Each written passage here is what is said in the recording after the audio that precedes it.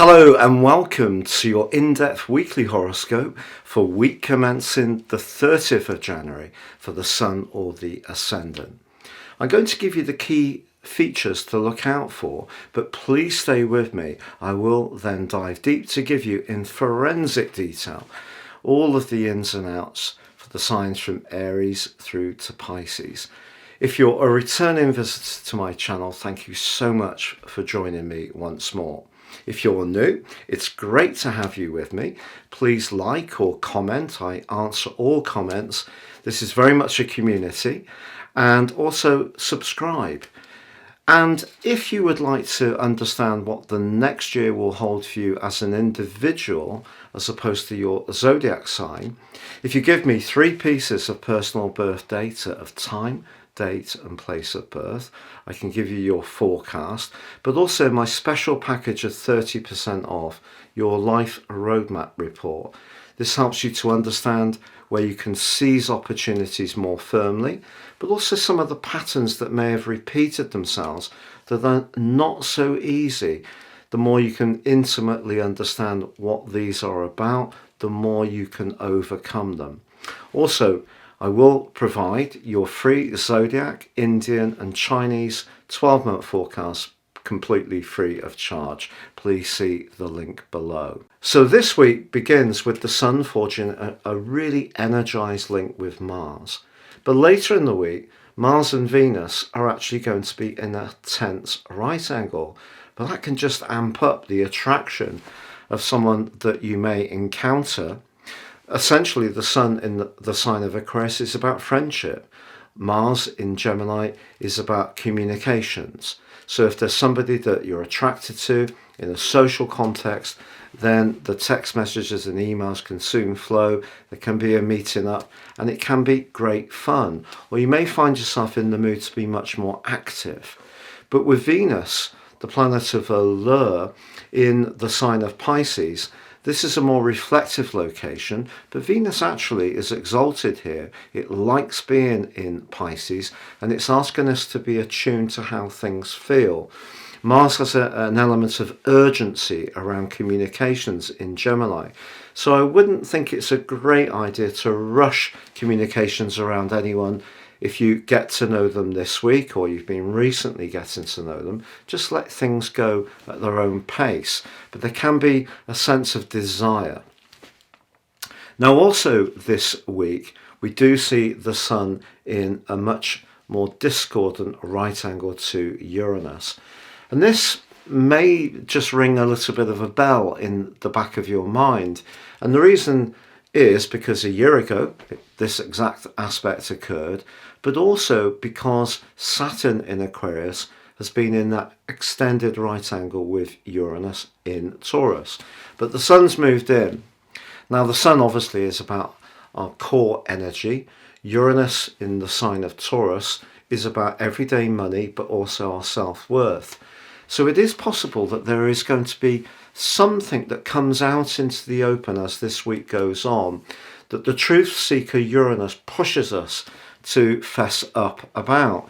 And the sign of Aquarius is very much into the idea of truth because, of course, Uranus is the co-ruler of this sign. But by the end of the week on Sunday, we have a very intense full moon in the sign of Leo. This is a culmination event. If we look back to 6 months ago when we had the Leo new moon, that forged an amazing trine with Jupiter. It was very much about showcasing our talents, our desires, our passions. But the Sun in Aquarius is at the coolest point of its journey for its entire yearly cycle.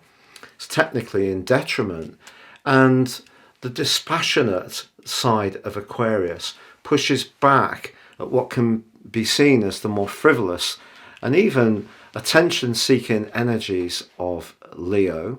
And because the Uranus energies in Taurus is very much about how much something's worth, but it can be an erratic energy, this is not the best of times to speculate. So over the next 2 weeks, I wouldn't be risking any resources on any get-rich-quick scheme, or if a friend recommends buying something that just seems to be absolutely amazing, I'd slow things down. Also, this can be a time when affections, whether it's with friendships or in a love relationship, can be influenced by our values. And if our values are not meshing with someone that we're spending a lot of time with, this can bring some turbulence into the open in the next 2 weeks. But also this week, we do have a very compassionate link between Mercury and Neptune. And it's just encouraging us to try to understand why we react in certain ways, what conditions us to have the responses we have. But I think that the full moon is essentially quite a triggering event. Please stay with me for your in-depth forecast for each of the 12 signs. So Sagittarius, your week commencing the 30th of January forecast sees the Sun and Mars link and support each other in a really dynamic way.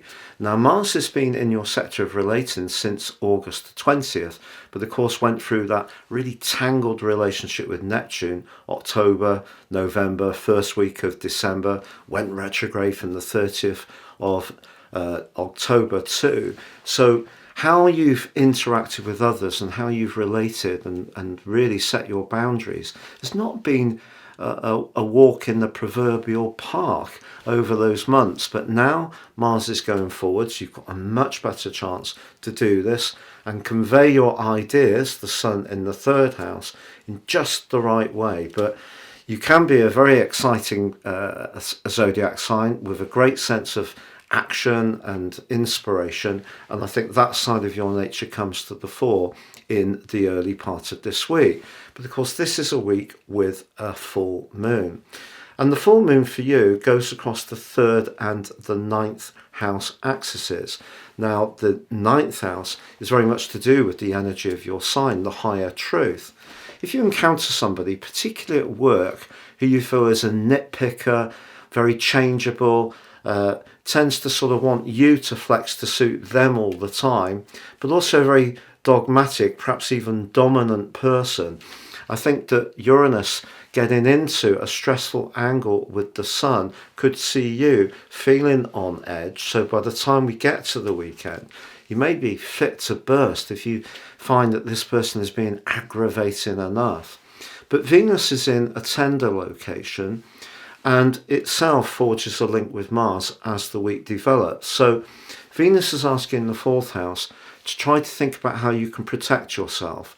And the way to do that is not necessarily in an overtly assertive way. So although that may work earlier in the week, as the week goes on, you may need to rethink a little bit and take in the least line of resistance, which goes completely against your way of being, might actually help you to dilute the influence someone has on you on the basis of don't feed oxygen to something that's actually a relatively petty issue.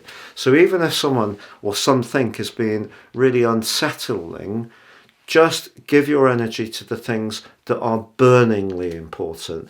That way you can keep that big picture view of the world, which you have a glorious talent for, and let the little irritations just basically turn your cheek, let it glide past you, glance off the stuff that's just really not worth investing a reaction to, even if the other person or the other situation is something that passionately you really could put right in quite a forthright way.